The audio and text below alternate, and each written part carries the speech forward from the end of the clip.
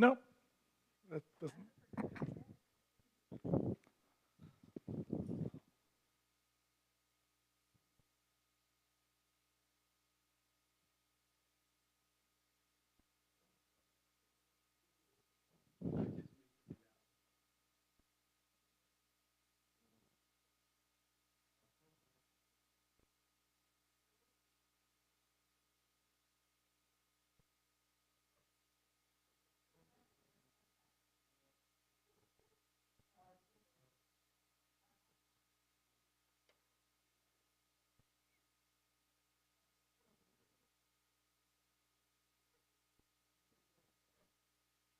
Yes. Yes. Um, yeah, both 2 years worth of trips. No, no, we got it.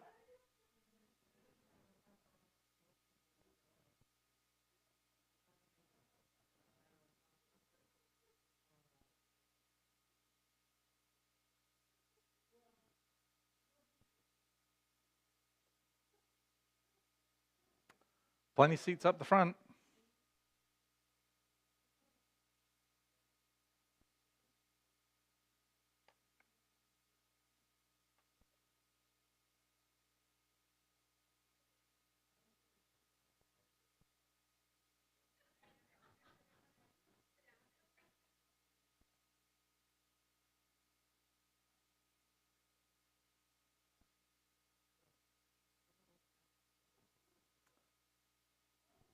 Well, that's Rocky Mountain National Park.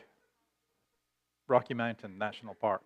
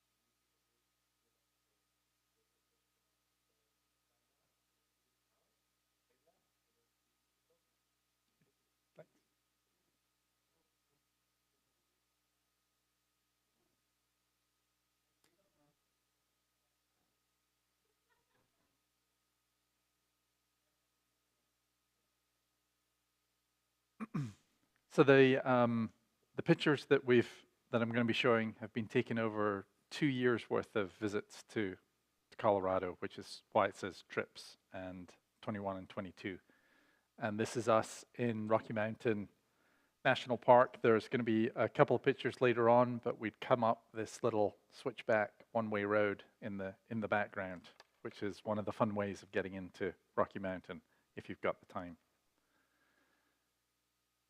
And although we didn't fly out, this is a photograph that I got of Philadelphia from one of our trips, which the lighting was just okay for getting a picture of the city.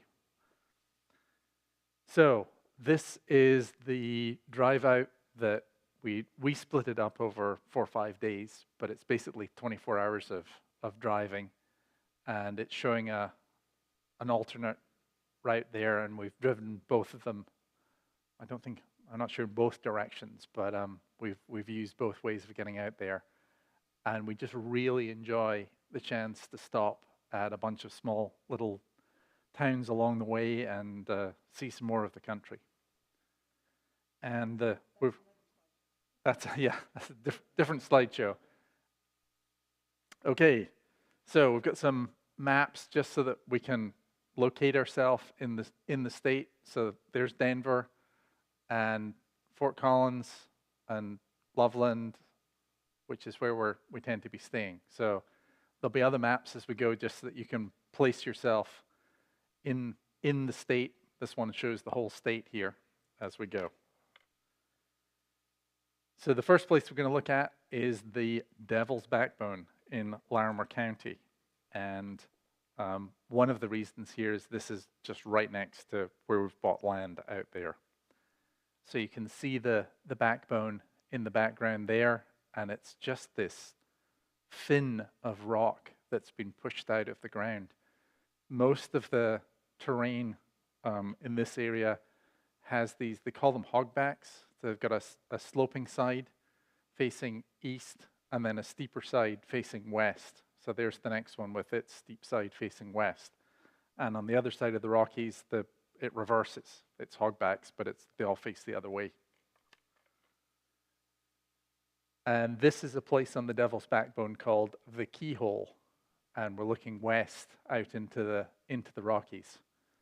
And it's obviously a really nice viewpoint because the paths are on the eastern side of it, so you don't get many views out to the west, and this is one of them through the Keyhole.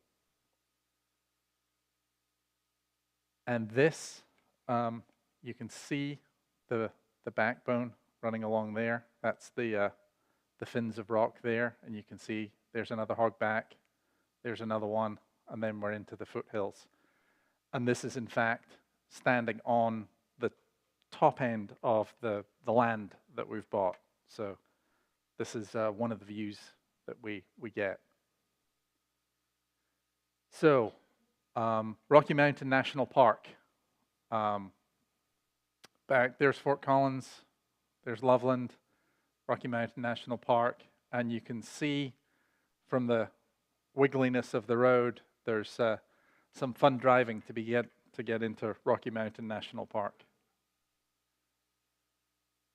And this is one of our summertime visits with just crystal clear water running off the rocks, and it's pretty sandy soil, so there's not much in the way of peaty runoff in this area. And it's just, I don't know, it's spectacular. I mean, this is another one of those things where you can easily be at 6,000-7,000 feet and the mountains are still just towering over you, and you get these beautiful blue sky days. It's a nice place to be.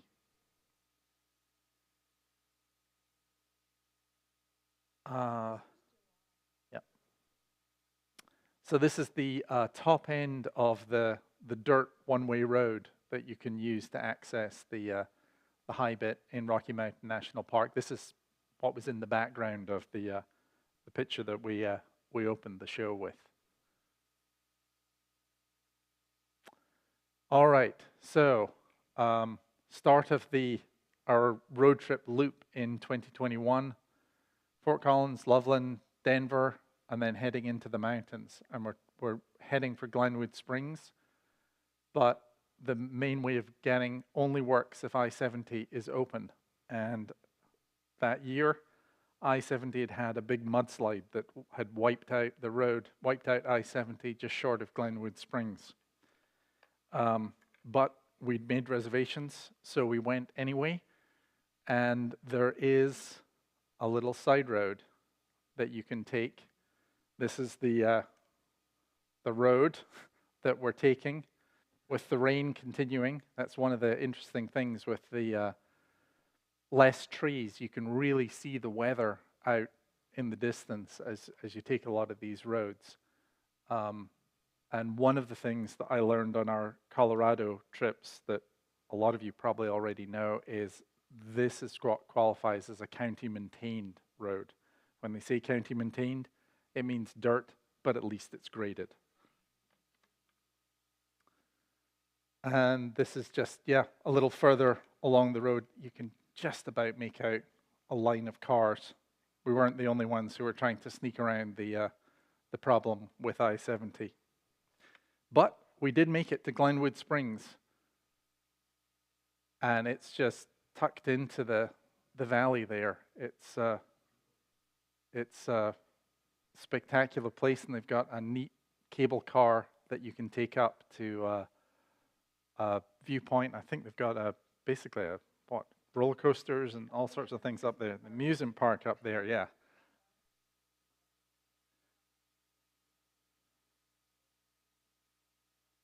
Yeah, 3.5 hours if I-70 is open. Longer if you're working your way along the dirt road.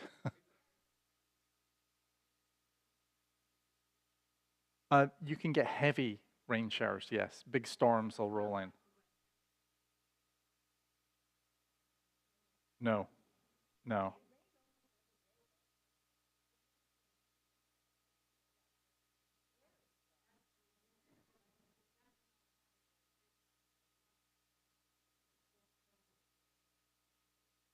Yeah. Yep. I I don't think this is access for skiing. I think this is just summertime. This because it's a sort of amusement park or roller coasters and all sorts of things up the top. It's a summertime thing.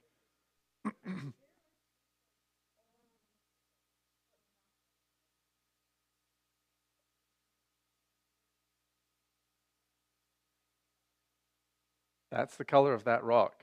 It's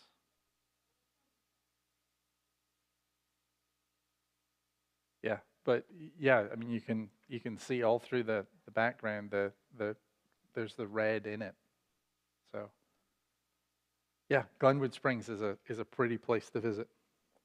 And there's some fun stuff in the city center. They've got all of these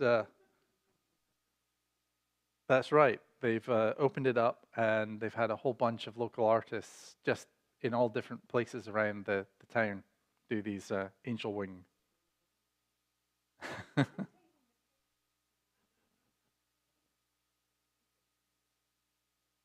Okay, so here we are again.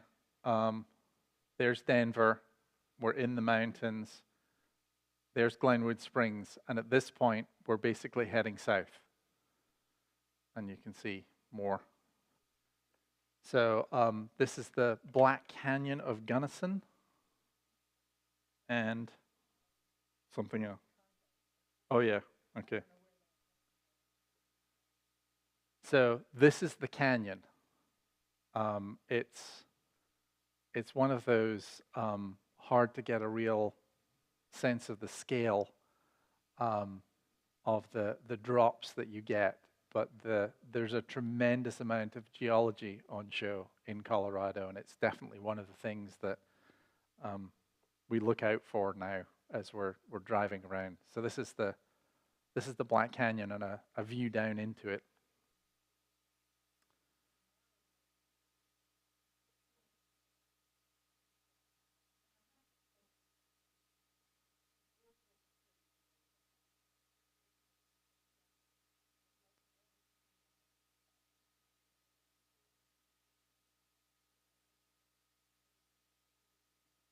So I think this is the actual reservoir itself. The last one was probably part of the river, but not that much further down the road. And just a treat that we can see over the nearest ridge and out into the valley and scenery beyond. And it's nice with the dry air. You really get the view, well, and the lack of trees. You get the view out into the distance. So it's one of the things to appreciate about visiting Colorado. Hmm? Um,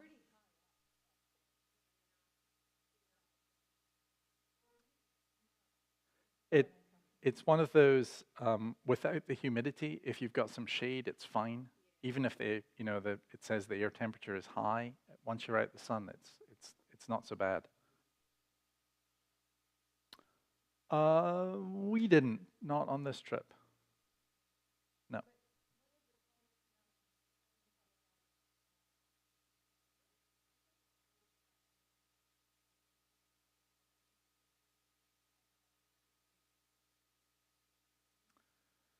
And while our car's not electric, we just thought that was a fun little. You can, yep, you can see the pod on the car that really allows us to take all the stuff. Okay, so um, back to the overall map. Denver, we were out in the mountains. We've made our way a long way south, and here we are with the. Yep, that's the reservoir and lake there, and then it's heading out further west and turning south again. And one of the little places we went through is this odd little town we stayed called Ouray. And it is really just in the walls between the canyon. And in the summertime, it's fine. You get, daylight and it's great. But the middle of winter, you must get an hour of sunlight a day if you're lucky. But it's a fascinating little place to visit, and this is on the road out. It zigs its way up quite quickly to gain height, heading out of Ouray. So there's the map. We're now further south. There's Ouray. There it is there. And we're basically just heading due south, heading for Durango. And you can just maybe see some of the switchbacks and gains and losses of elevation as you work your way through the terrain here. But some of the road building is just phenomenal. The way now it's easy. You just hop in the car and you drive, and you've got all these bridges. But finding your way through, if you were on horseback or a wagon train or I don't know, boggles my mind.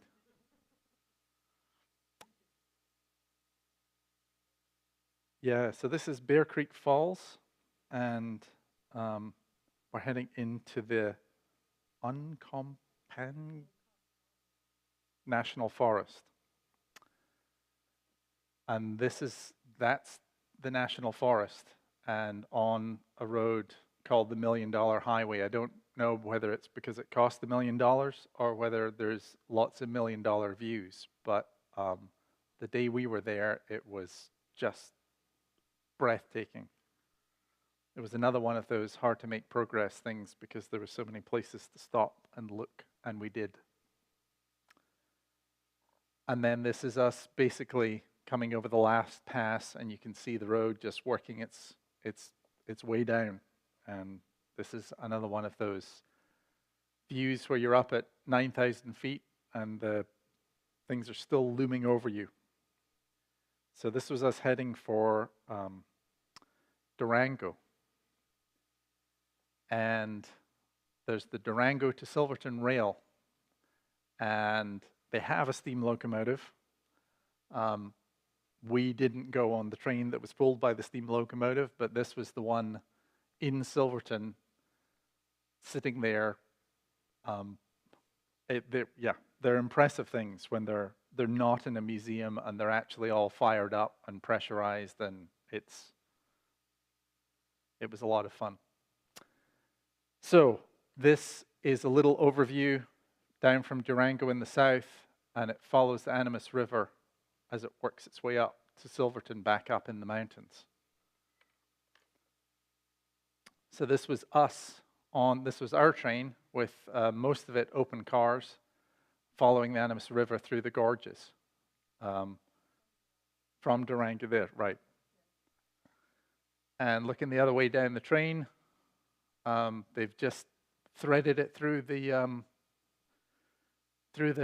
gorge and found places to balance it on the ledges, but it provides tremendous views as you go along.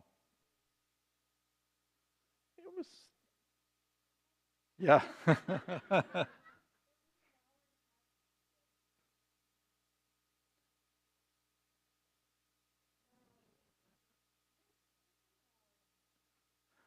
And yeah, but on this type of terrain, they seem reluctant to rush, which is probably a good thing. Back in the National Forest and the $1 Million Highway, yeah, what can I say? It's just stunning scenery, and that's the opposing ridgeline. And again, the colors that you see in the different types of rock, and that's definitely one of the things that we've noticed as we're traveling, and you go from one mountain range into another, or one valley into another. The color and type of the rock changes tremendously, and there are mining operations tucked away on these hillsides.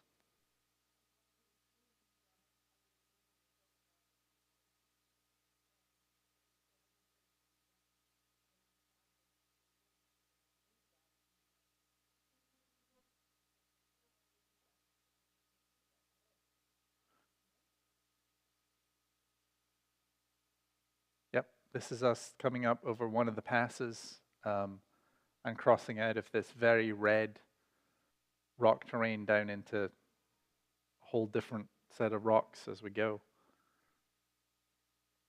So we've managed to make our way from Fort Collins and Loveland through the mountains, through Uri, and down to the south, and we're now down in Durango. We say to Mancos? Okay, right. But we went to Durango for the train, and then we went from Manco down to Mesa Verde National Park. And that's one of those, I really thought at this point we'd have made our way out into the desert southwest, and that somebody was just having a little bit of fun calling it Mesa Verde. But it's not. It's green. It's lush, even in the middle of summer.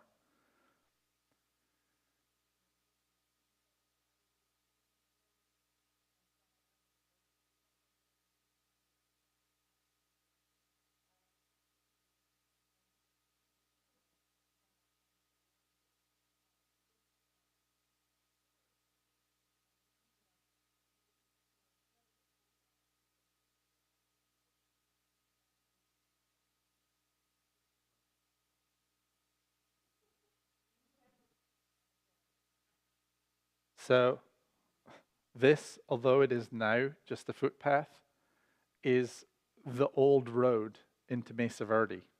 And although it's got overgrown, there's pictures of people driving Model Ts along that road to get in there.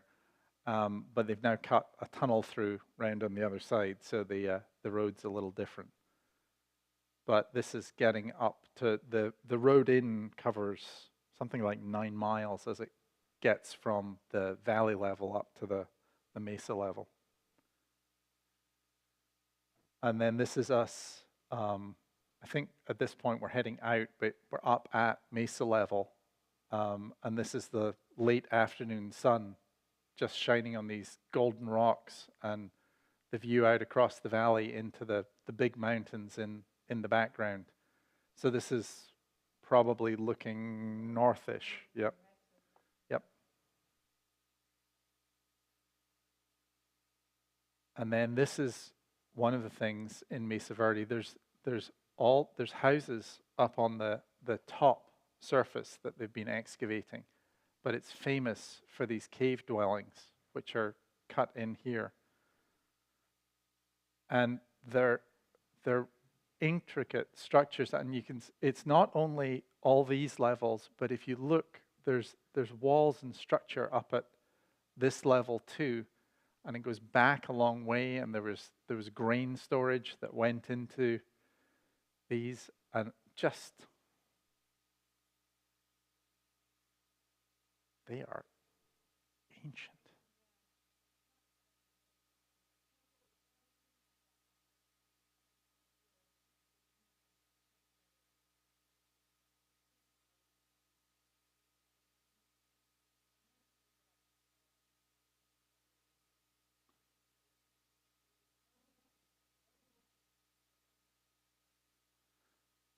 And this is another one. The thing that we were told that just boggles my brain is there's minimal access from below, and most of the access is from above. They would work their way down, and then there's there's like hand and toe holds that are cut into the rock face, but you had to know which hand and which foot you put in which hole, or you get part way down and you'd find you were stuck. You couldn't make the next move to get down. And that was their security system, is if you didn't know the right order to do it, you'd be in trouble. And this is us in one evening trying to get some late afternoon sun, looking into the because as it moves around, there's only some times of day you actually get light far enough back to get pictures into the backs of these settlements. Otherwise, it's all in shadow.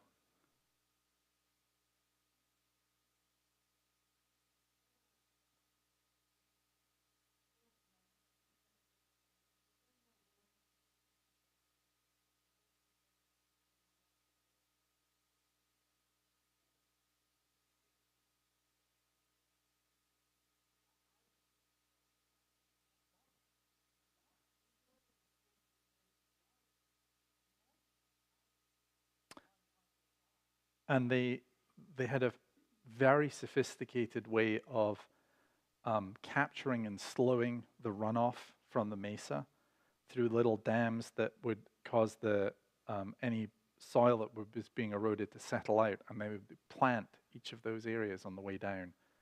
And they'd found a way of farming not only corn but squash and other things, so that some of it would be capturing the nitrogen. So they had basically a system where it didn't deplete all the nutrients from the soil.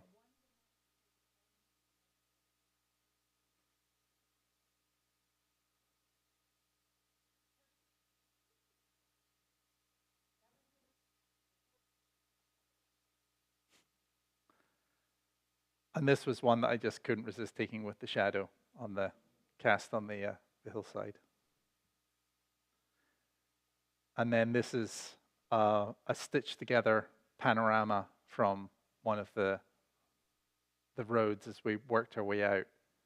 So I think you can see the mountains that appeared in the last one, but this is more like what it felt when you were there looking at the scenery, but it's more than fits in just one picture. So, and we did make our way all the way down to Four Corners with the friends that we were traveling with.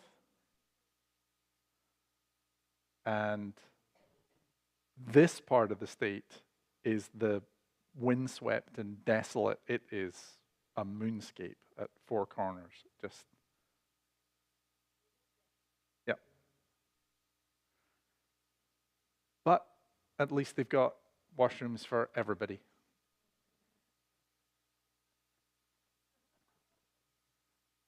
So we've been down here, Four Corners, and there's Durango, and we're working our way towards the Great Sand Dunes National Park.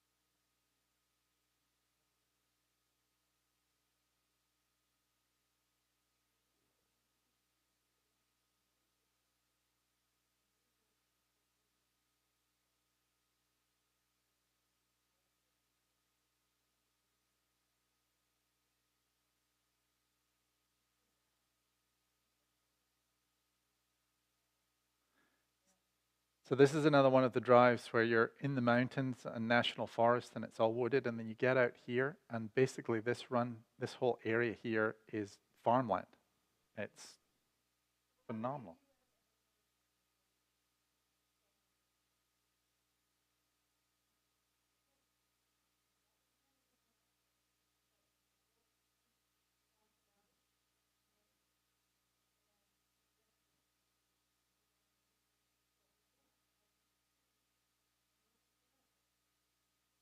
Yeah, so it's down here and it's a, I was going to say quirk of anyway.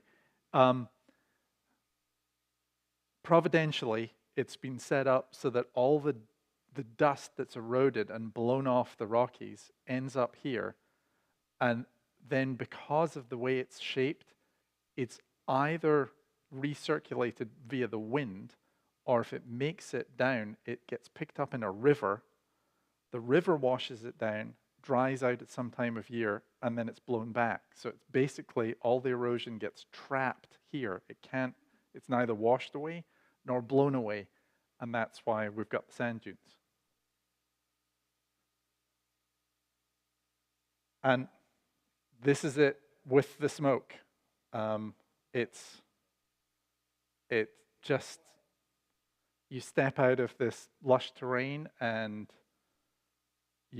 it's desert. It really, really is. There's people renting little wooden boards for people to slide down the sand dunes on. It's like if you thought you liked skiing but it was too cold, you can go here and go on the sand instead.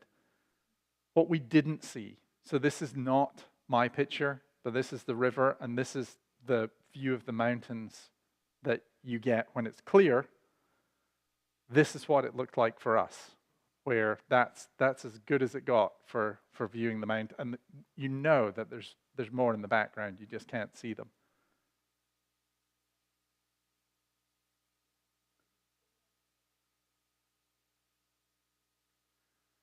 So that's the end of the loop for that year. And these are now this year's trips. And this is another railroad trip that we took, the Royal Gorge train.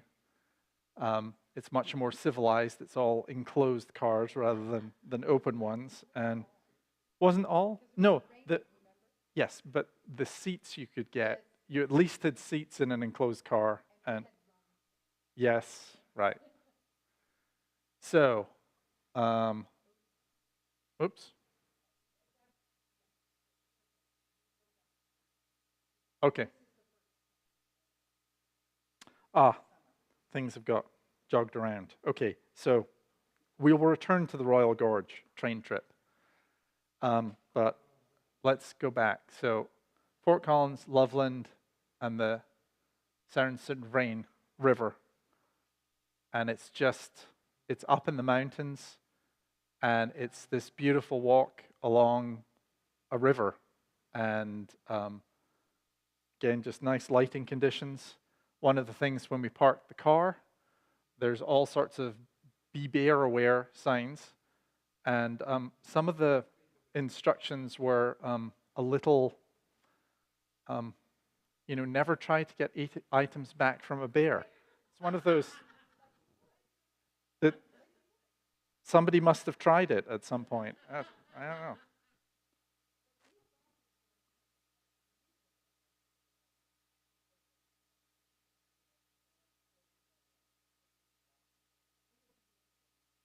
No. So now we're back to the Royal Gorge. The fast way is down the highway. We took this one up and through and this is another area where you suddenly get out of the mountains and you're up at 8.5, 9,000 feet, but it's flat and it's lush and it's ranch land. And like anywhere, you see places for sale. One of the places we saw for sale there had a sign up saying, for sale, 120,000 acres.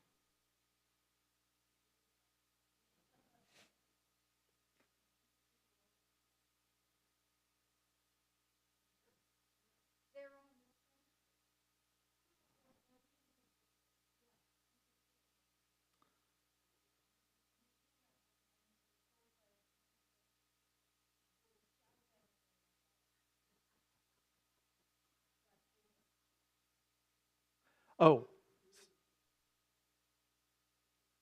we did not.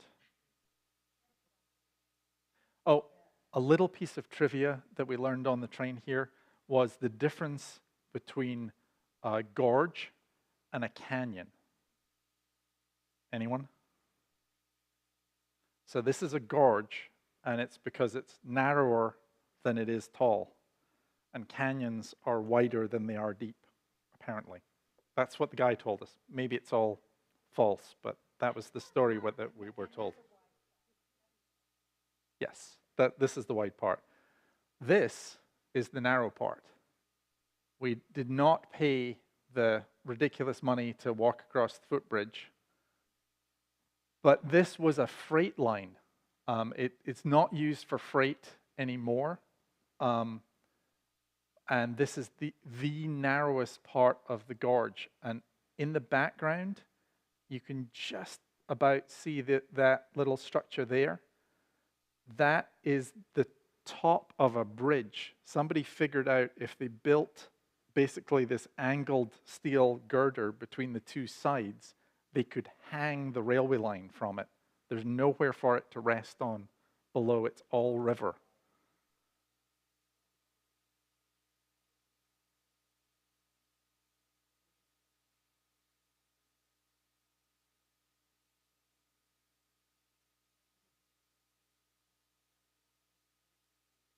Yeah.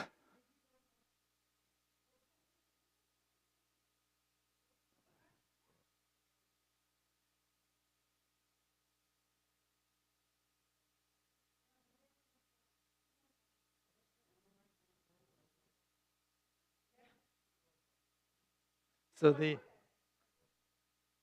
in addition to the freight line, the little town at the low end was one of the first places to have running water.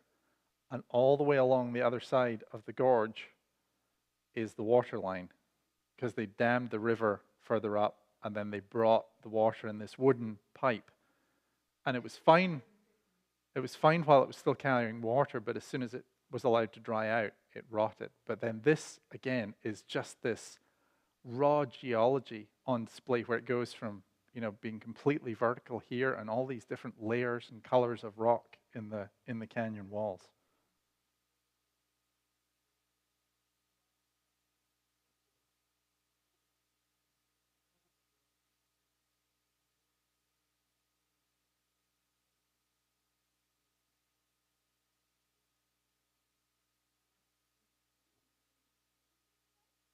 None in there, not that day, because it was.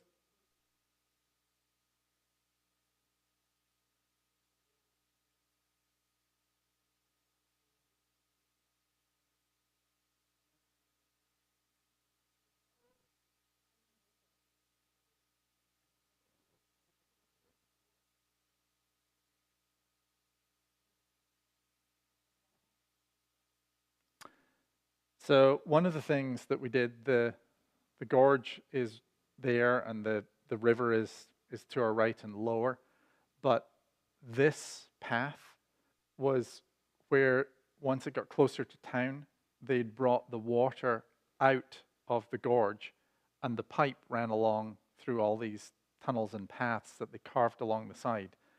And they now don't use that for a water line, so they've opened it as a walking or biking path. So this was us taking advantage of the chance to go and bike along the side of it. All right, another trip, starting up in Berthoud again, down through Denver, and we're down to Pikes Peak, America's mountain. And made it to the top. Our altimeter said 14,094, but they're claiming it's not quite that. We did drive up. We looked. My initial intention was to take the funicular, but there was only one seat left, so we ended up driving. And on the on the way down, you get about halfway down, and they pull you over, and there's a park ranger with a infrared thermometer checking brake temperatures. And the car in front of us, he was like half-hour timeout over there, and the next one, 20-minute time over there. I pulled in, he's like, wow, lowest temperature I've seen all day. We're in a manual, so drive a stick. So engine braking didn't feel kind to the car, but it did save the brakes. So this is another one of those stitched together pictures. The road works its way around and away around in the background. And I mean, now it's 14,000 feet and you can drive up in the car. But apparently the initial, exploration of the mountain, people didn't manage to make it up. And there was, oh, nobody will ever make it to the top of the mountain. You're like, well, how hard can it be? I drove up. And then you look at this type of terrain and realize if you'd walked in and then you got caught in a valley and it all went to this type of terrain, you're not getting up. But just fabulous views. And even after being out in Colorado and, up at 8,000, 9,000 feet, no problem. You get up to 14,000 feet, you know it.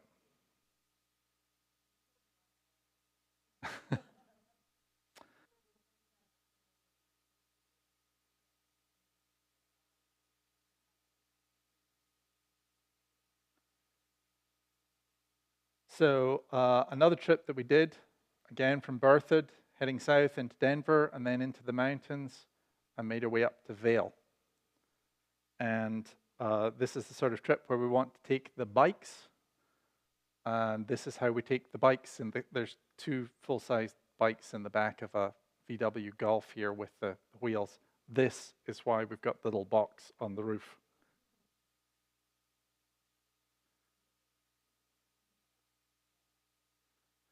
And then there's just a phenomenal bike trail all the way along past the different bits of Vail Village.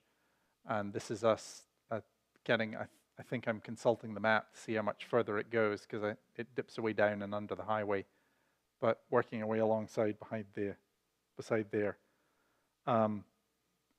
We didn't take they run the cable cars there and you can take your bike up for the day and do downhill, but it's a daily pass. And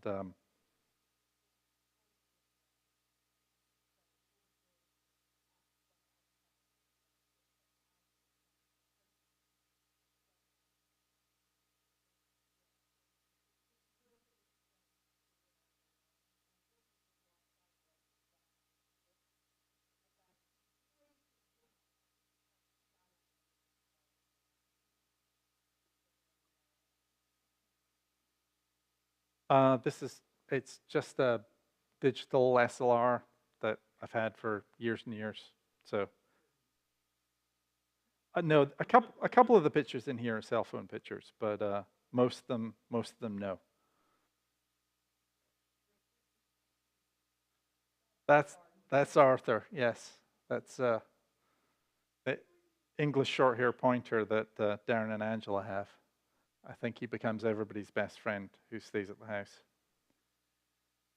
And then this is just out near Loveland, Berthoud, Front Range, sunset.